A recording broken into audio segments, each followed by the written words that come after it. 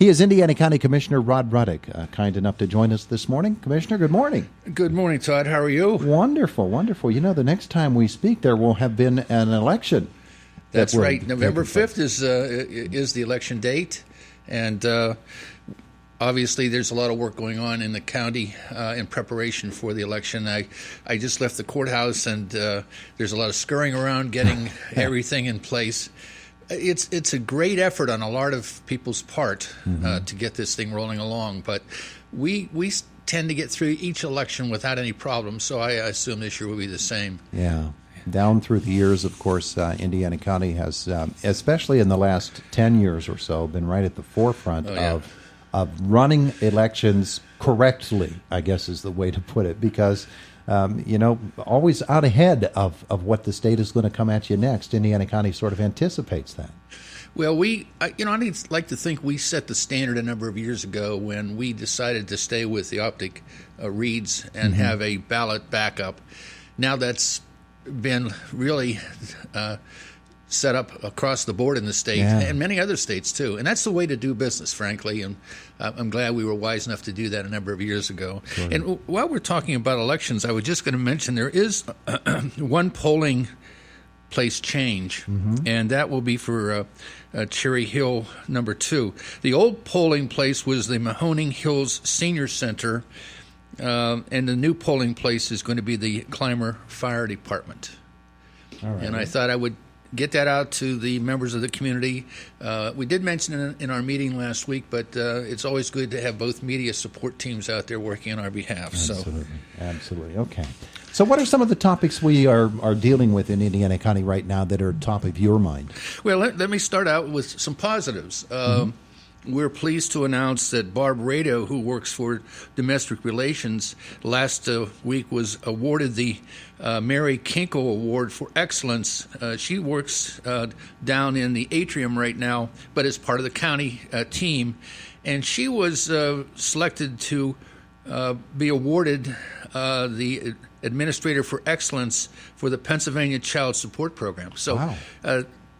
And on the heels of that, we're very, very pleased to announce that another state award was recognized at our meeting, and that is for the director for our Indian Haven Community Living Center, and that is Kim Kobaugh. And Kim was elected and selected as the Administrator of the Year by the Pennsylvania Coalition of Affiliated Healthcare and Living Communities. So to have two senior members of our community, county staff recognized for state leadership awards, that's pretty impressive. So, absolutely. And from your peer groups as well. Very, very, very well done. So we want to thank them both for their service to our community. Absolutely.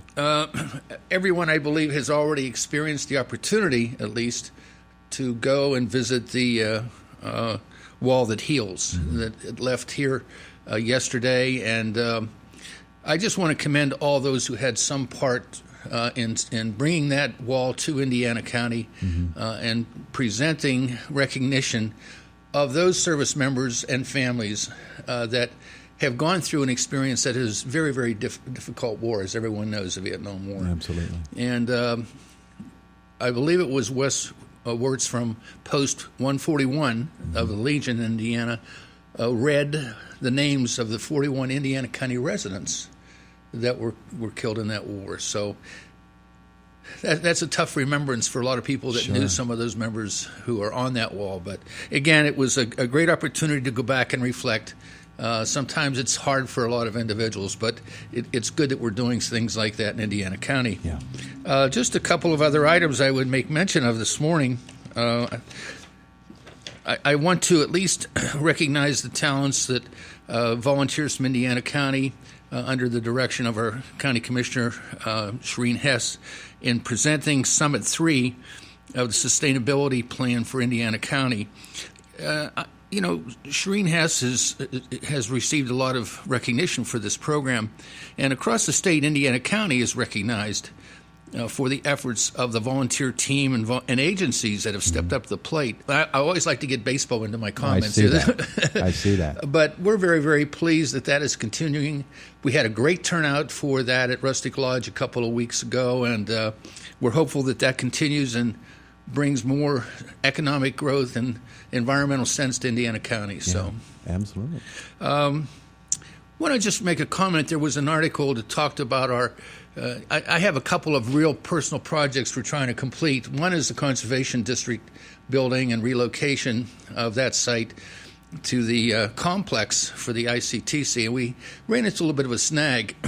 We had to, the second time, we had to actually table a motion to proceed with that construction. And the reason for that is that what has happened in years past is the growth, which is good, of the ICTC that went at one time from 5 school districts to 7. Mm-hmm. And in that movement to 7 school districts, there was some financial documentation that needed to take place to recognize now the additional 2 school districts. So we weren't able, through our attorneys, to develop the site plan with their engagement with all of the members of the Joint Operating Committee in time to satisfy the conditions to move forward with the permits. So we think that's going to get done within the next 30 days. And in fact, we've asked all the 4 prime contractors to give us a letter that would say they would hold on to their bids and honor those for 30 days. Yeah. And as far as I know, we're moving forward on that. And hopefully maybe we can even get it done before then and have a special meeting to move it forward. So that's an exciting opportunity in Indiana County to bring that facility to that location for a lot of reasons. And it goes back to sustainability. It talks about the importance of agriculture in Indiana County. Mm-hmm. And conservation. There are people out there who have no idea what the Conservation District does. And they play such a strong role. And we want students and adults and agencies to have access to a facility, which we will have, that will have classroom space and training space available for them to come in and talk about the good things that are happening in Indiana County. Mm-hmm. So that's going to happen probably a lot later than I was hoping to, but as long as it's moving forward, that's what I care about. You need the momentum. Yeah. Just another couple of items. We are slowly chipping away, and we're planning to chip away at the issue that I've raised on numerous occasions on the lack of broadband expansion in Indiana County. And I'm tired of talking about it, frankly, but I will not stop talking about it until I get what we need in Indiana County, and that is an expansive broadband network that serves communities, school districts, citizens, and businesses in our county. As everyone knows, we have a lot of our private and public parks that do not have access to broadband or cellular service. Yeah. But we are excited through Senator Pittman and his office and Jim Struzzi and his office to work out a concept plan to chip away at that and actually have, and we're hoping, this is my hope, that we will have advanced cellular service at least Blue Spruce Park. And that way we can demonstrate a model that may allow us to move forward in other parts of Indiana County. Mm-hmm. There is a cost, there is a burden of cost that the county is going to absorb just for Blue Spruce Park. But we think that burden of cost will pay many dividends when we go to the next park and keep moving forward, be less cost perhaps, and more reach in Indiana County. So there are a lot of frustrations in this particular topic for county officials and for private citizens as well, because we recognize how valuable enhanced cell, how valuable broadband access is not only to quality of life but to economics in Indiana County. We're a step behind most other counties in terms of our ability to compete and to attract business to our county. We are very non-competitive educationally because of that, from a manufacturing, industrial, economic base of Indiana County. It doesn't take a lot of effort to get done, but what is slowed is the lack of funding to get it done. Yeah. And I don't see a lot of money coming out of the state or federal government to help us move this thing along, so we're going to have to do it a little bit on our own, but go after grants and demonstrate through our efforts, like we're doing at Blue Spruce, that we can make this happen if we can get some additional funding in small pieces to move it forward. So we have a lot more work to do on that particular end. Sure. Just another, in fact, after this program here this morning with you, Todd, I have a conservation district meeting that I need to go and talk to them about what we're doing with the conservation district. But also, I'm going up to Smicksburg right after that meeting to fine-tune our last-minute plan to relocate the election house that sits in Smicksburg that was built in 1892 that is no longer useful for election, but make it a historic building, and it's going to be relocated in Smicksburg. Oh, yeah. Yeah, we got that moving. I'm meeting with about 6 people that are part of this plan, and I'll be anxious to come back to you and tell you that it's been finished. That's my old voting precinct right there. That's where I vote. Is that right? Yeah, yeah. Well, you'll probably be. I think the new precinct now is Country Junction for where you're voting. Yeah. We only had about 20, I believe, registered voters for that particular precinct. Not a lot. I took great interest in that building right from the time I entered office here in Indiana County. It just seems to stand and represent what's right about America. Yeah. And let's hold on to those. The potbelly wood stove? It's still in there. Yeah. The mice are still there. The descendants of the mice back in 1892 are still in there.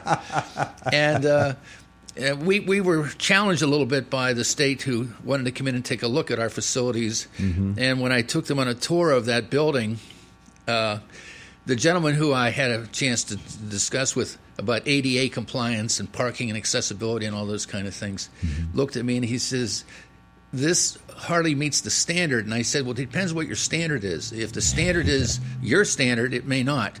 But the standard fits for Indiana County, and I would appreciate if you would give us an allowance to stay where we are until we can find another location." Yeah, yeah. He walked away, and I didn't hear from him ever. So, well, you know, the consistency of that place and of the voting population in that area, it's more than 20, because I'm usually voter between number 40 and number 45. Oh, is that right? Yeah. Yeah. Well, the numbers probably would be higher. I think I said lower, so he would not take the building away from us. Good plan. Yeah, it was a good plan. And as a matter of fact, those who travel on 22 to Pittsburgh, just on the other side of the Keystone Raceway, on the left-hand side, there is a building that it's almost like a sister of the building that we have up in Smicksburg, that is in Westmoreland County, and has been resurrected as a polling location. It's very, very nice. But because our facility has to go on U.S. Army Corps property, there is a government responsibility we have to live by, and it has to do with flooding. Yeah. So we can't do anything of any rational reason to have that. So we can put it in as a historic building, but not as a polling location. I understand. There you go. And the other thing I would tell you, when I was talking about the conservation district's move to the ICTC, the same issue is facing us with the increase of our footprint with the Westmoreland Community College and Challenger program at that site. So those are still going on. Still going to happen. I keep my fingers crossed every time we talk about it. There's a lot of effort trying to be done to get that finalized. Once we get the site location in place and we have site control for those buildings, we'll be fine. There you But go. you never want to outguess what may happen because it just puts you in a very awkward position. So, Yeah, you're right. You're right. but it's always good to be part of a great team who are committed to doing what's right in Indiana County. So, Very good. and we appreciate again what you do here. It's our pleasure. Yeah. It's our pleasure. And we think this is an important segment. We're glad the commissioners are able to help us out, even if you're solo sometimes. Well, it's yeah. I don't mind being solo. It's okay, but I enjoy my colleagues and having that ability to have sounding boards that we all have our own ideas about what we want to do, but Yeah. we always seem to come up with the right decision when it's all said and done. And I think that's what this kind of local politics is all about. We're proud of that, and maybe the state and federal governments could learn from our efforts. Good point. Good point. We're out of time. It is the voice of Indiana County, WCCS.